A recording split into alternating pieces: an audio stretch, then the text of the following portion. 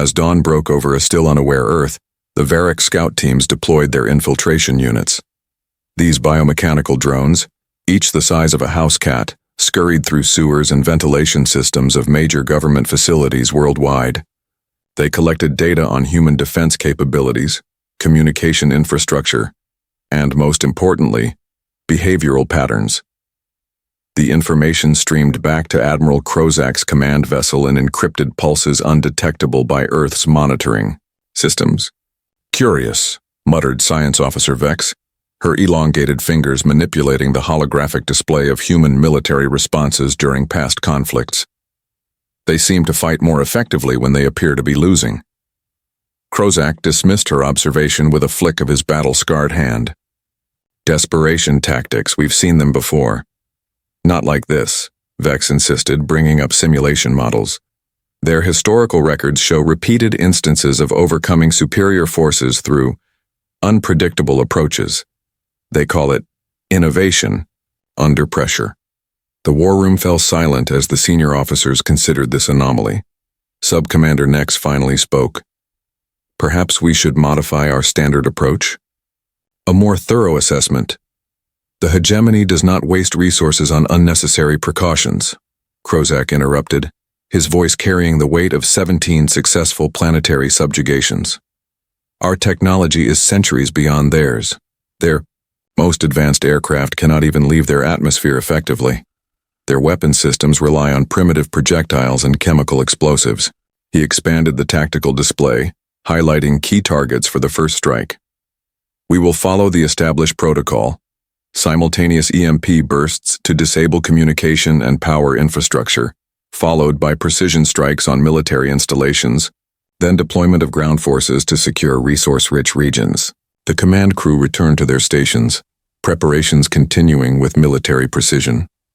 Only Science Officer Vex lingered, studying the strange readings from a small research facility in Geneva, where humans were experimenting with quantum communication methods that might theoretically remain functional after an electromagnetic pulse.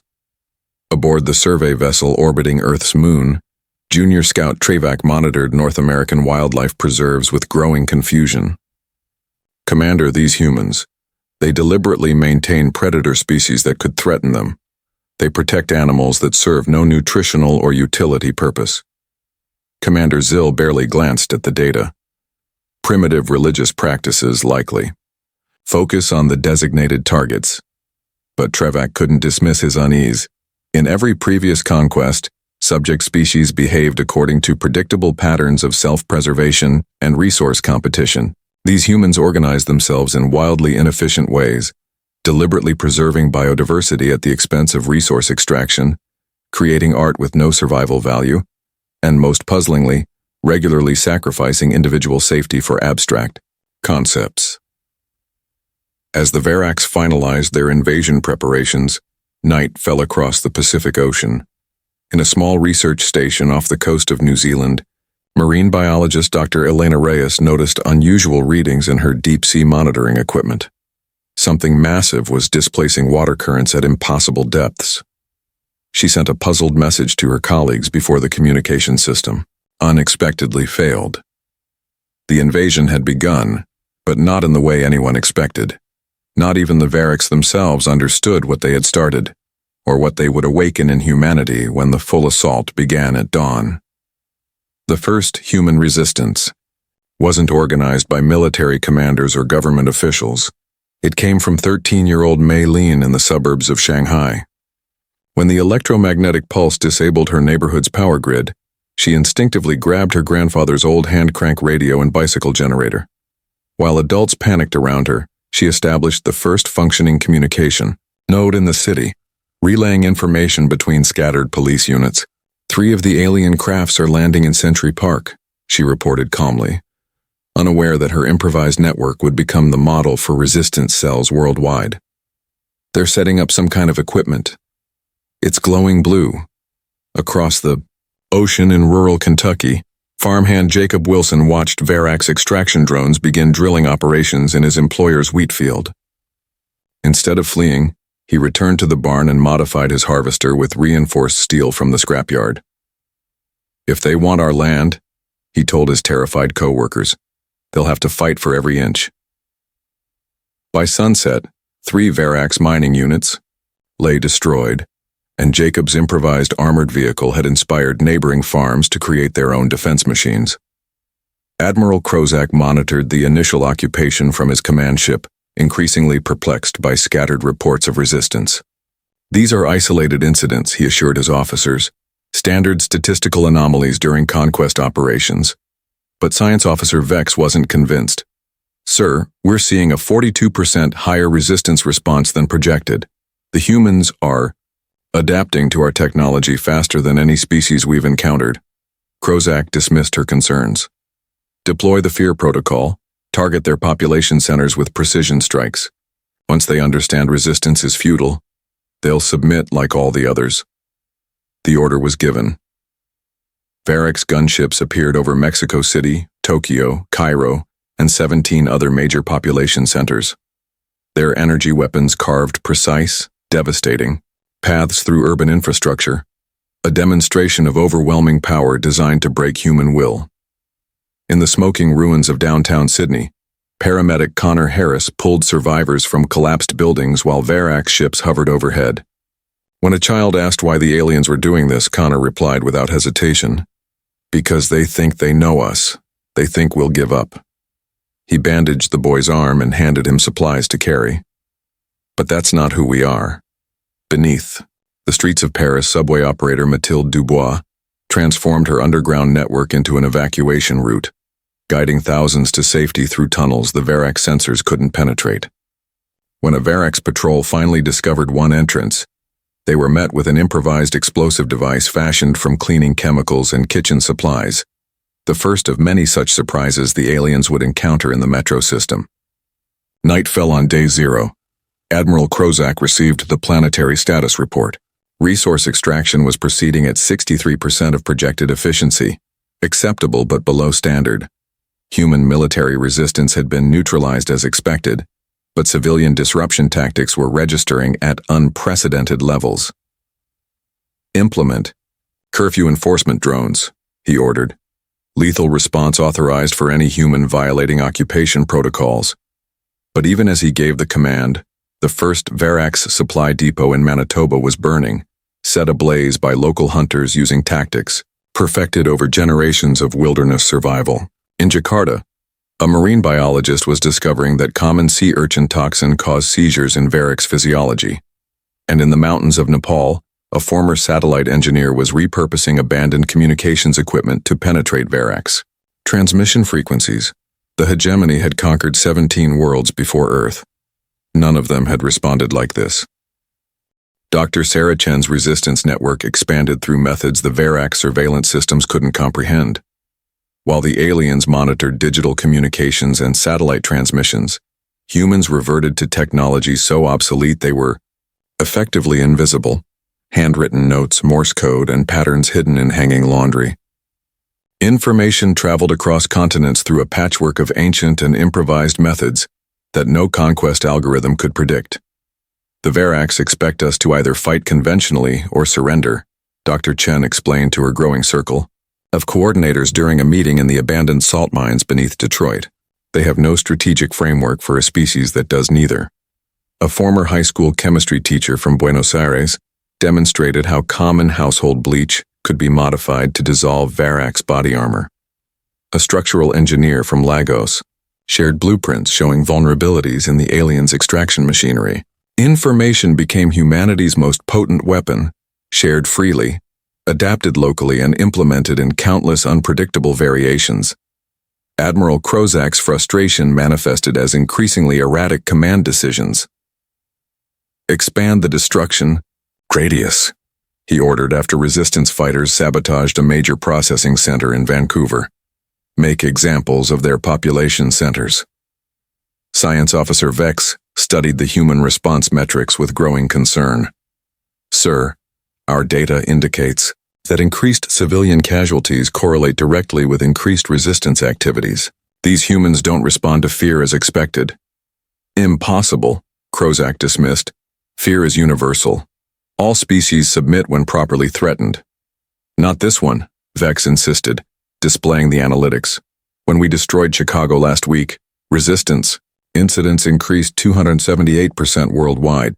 They appear to become more dangerous when they're threatened.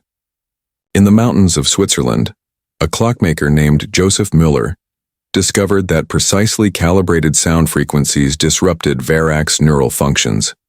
He built crude sonic disruptors from modified musical instruments and distributed the designs via the resistance network. Within days, opera singers in Milan were disabling Varac's patrols with specifically tuned arias. Ballet dancers in St. Petersburg used their knowledge of movement to train ordinary citizens how to approach Varac sentries from blind spots in their sensory array. The Hegemony Council demanded explanations for the delayed resource shipments. Admiral Krozak, for the first time in his storied career, struggled to provide satisfactory answers. The humans utilize primitive techniques that our sensors weren't calibrated to detect, he reported reluctantly. They adapt our own technology against us at unprecedented rates. They appear to prioritize damaging our operations over preserving their own safety. Increase harvesting rates, commanded the Council. Double extraction quotas. This resistance is merely an anomaly, but on Earth, the anomaly was becoming a methodology.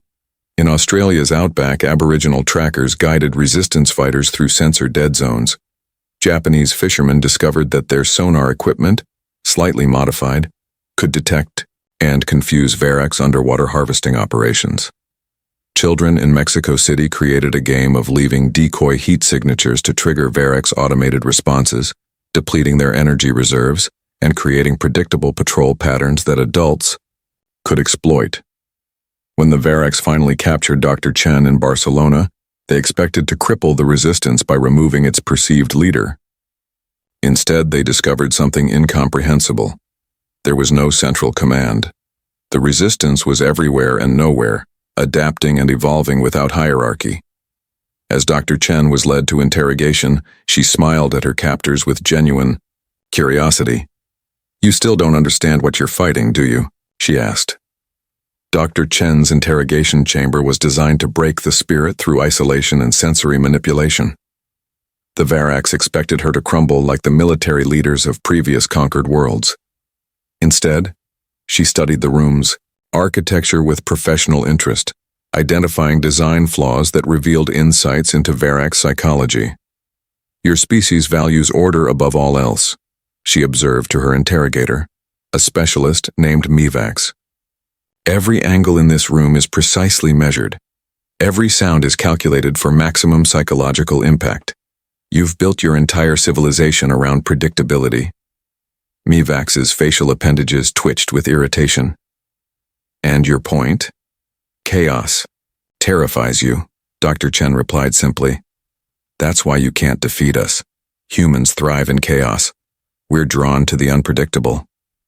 While the Varacs focused on extracting information from Dr. Chen, her contingency plans activated worldwide. She had prepared for her eventual capture by distributing leadership functions across disconnected cells, each capable of independent operation, but aligned in purpose. In the flooded districts of former New Orleans, marine salvage experts adapted scuba gear to infiltrate underwater Varac facilities. They discovered that the aliens' environmental suits were vulnerable to pressure variations, knowledge that spread through the resistance network and spawned dozens of new sabotage techniques.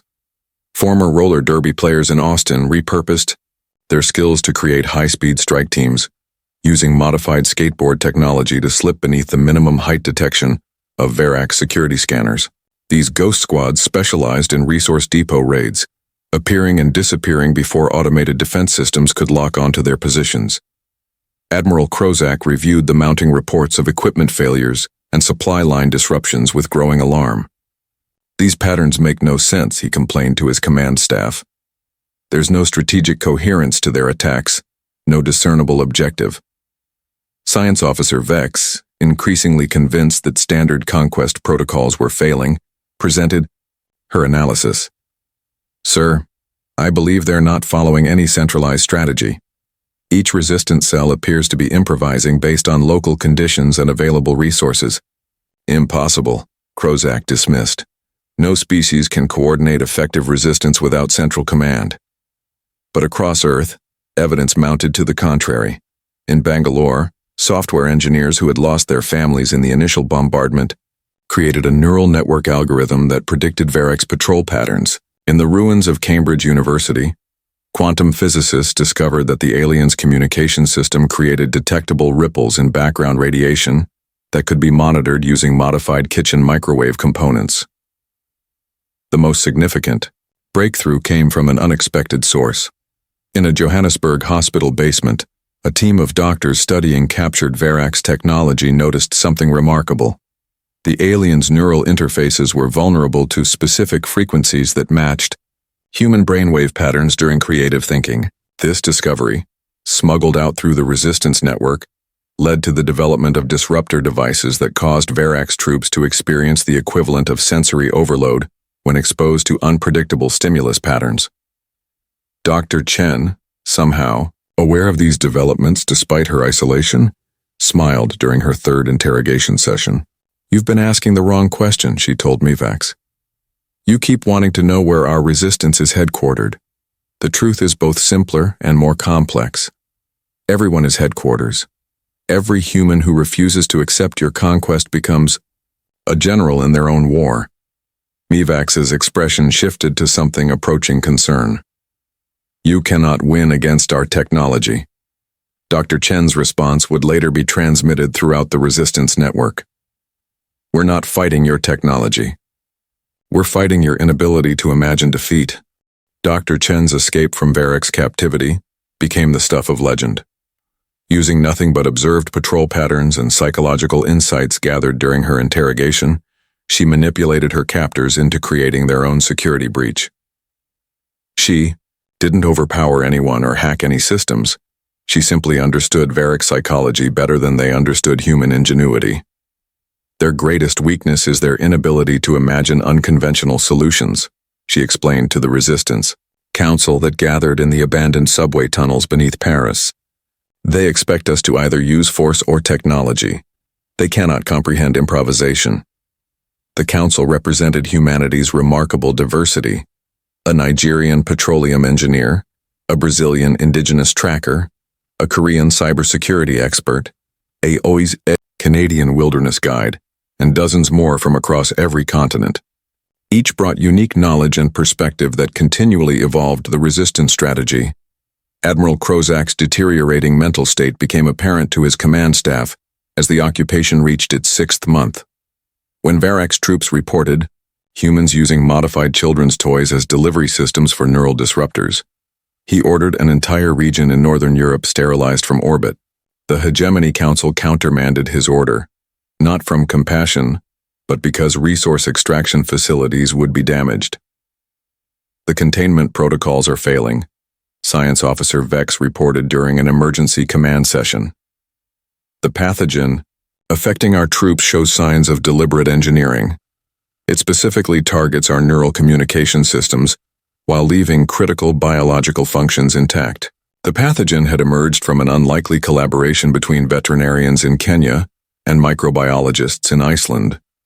They had discovered that a modified probiotic bacteria common in human digestive systems could interfere with the Varek's neural network without causing permanent damage.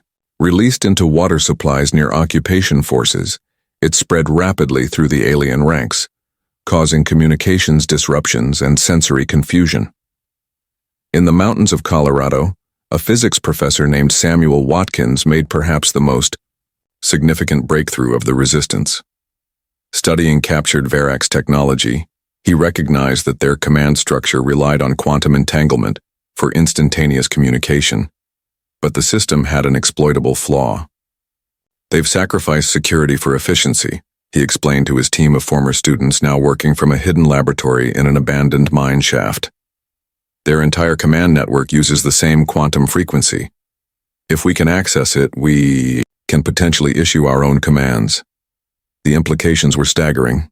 While Varek's troops across Earth began experiencing mysterious equipment failures and contradictory orders, Admiral Krozak faced the unthinkable: a direct inquiry from the Hegemony Council about his competence. "Conquest operations should have concluded within standard parameters," the Council's message stated. Explain your continued failure to subjugate a pre-interstellar species. Krozak prepared to deploy the atmosphere ignition weapons, willing to sacrifice resource extraction potential to save his reputation. The command codes failed to authenticate. He tried override protocols. They too failed. Somehow humans had infiltrated the most secure aspects of Varek's command structure.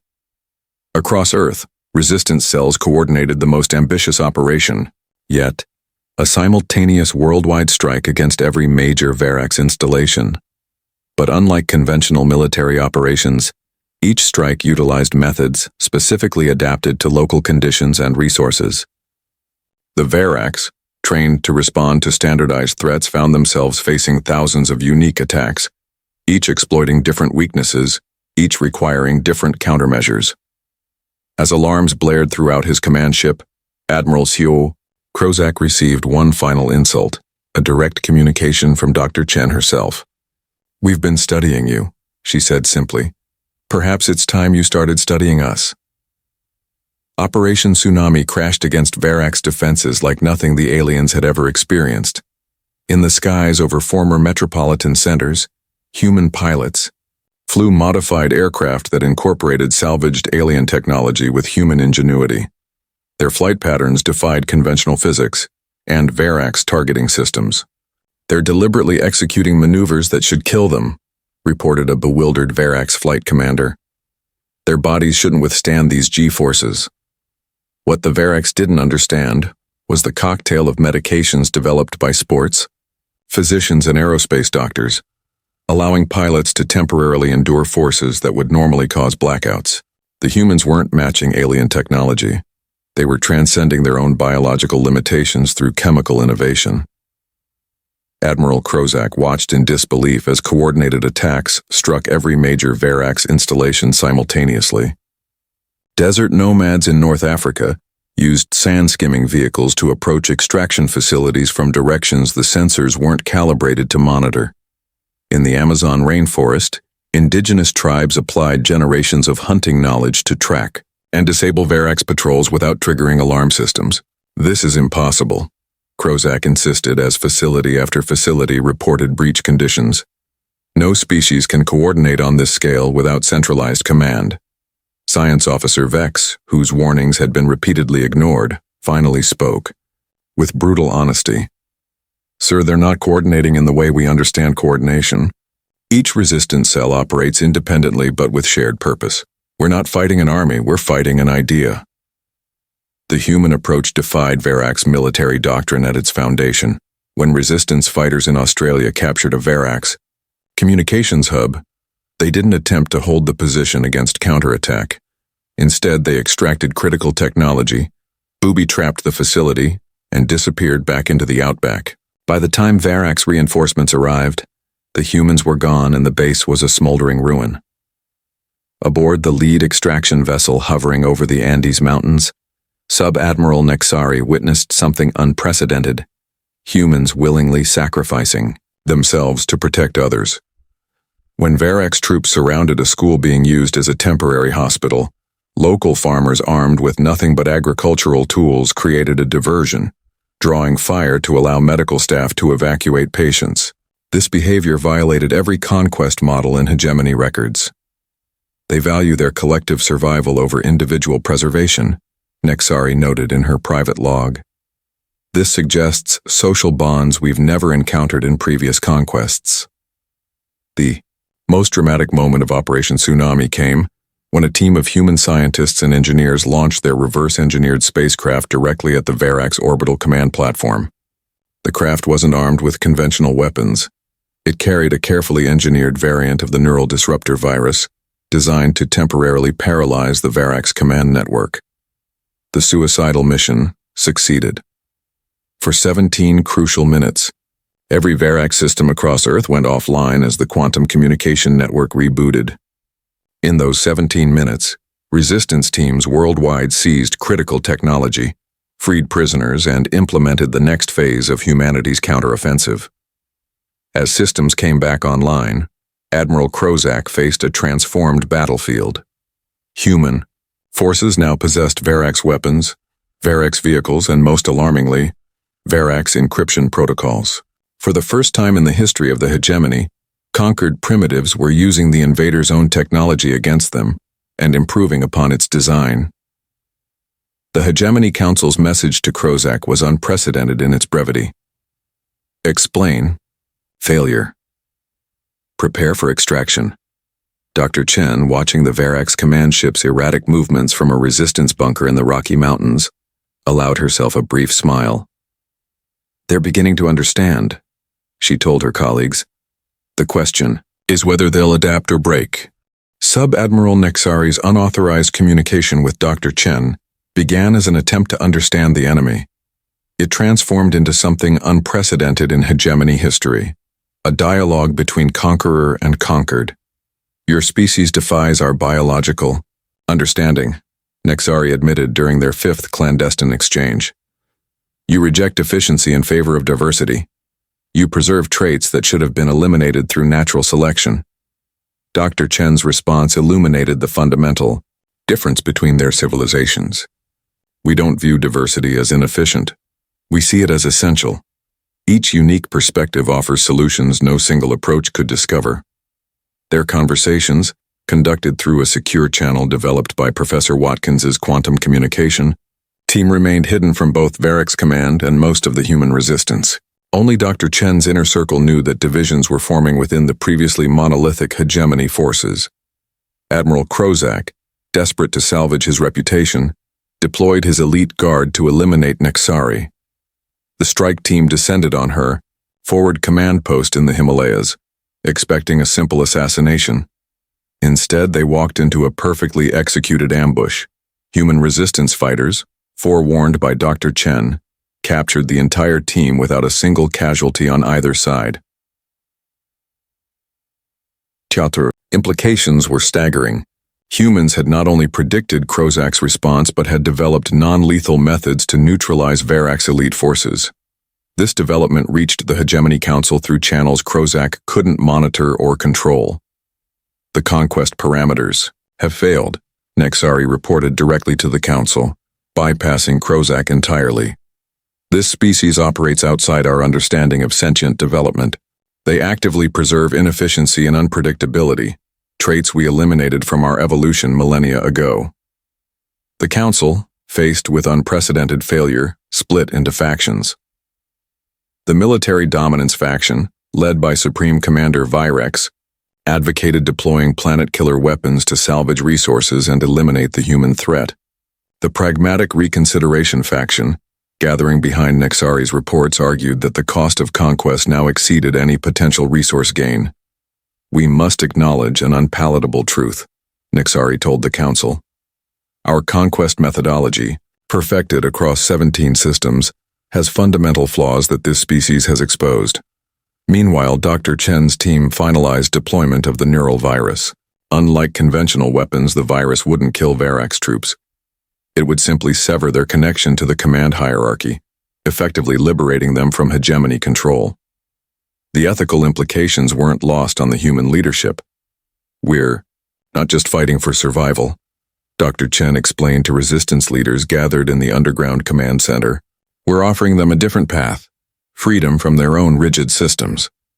The most extraordinary development came when captive Verax troops, treated humanely by resistance forces, began questioning their own indoctrination. Junior Officer Kravax, recovered from the neural pathogen, expressed thoughts that would have been inconceivable months earlier. The hegemony taught us that other species are inherently inferior, he told his human caretakers. Yet you defeated our technology while preserving our lives. This contradicts everything in our historical records. As news of these philosophical defections reached Verax Command, Admiral Krozak faced his most serious crisis yet. The very foundation of hegemony expansion, the belief in their inherent superiority, was crumbling under the reality of human resistance. Prepare final sterilization protocols, he ordered, his voice betraying the desperation of a commander who knows he's already lost. The Council must understand that this contamination cannot be allowed to spread. What Krozak didn't realize was that his communications no longer reached only his intended recipients. Professor Watkins's team had achieved complete integration with the Verax quantum network. Every desperate order, every plan for genocide, transmitted directly to both human resistance leadership and the increasingly divided Hegemony Council. The transition from war to peace began not with a dramatic final battle, but with a quantum transmission from the Hegemony Council directly to every Verax ship and installation on Earth. Stand down. Prepare for withdrawal. This directive supersedes all previous commands.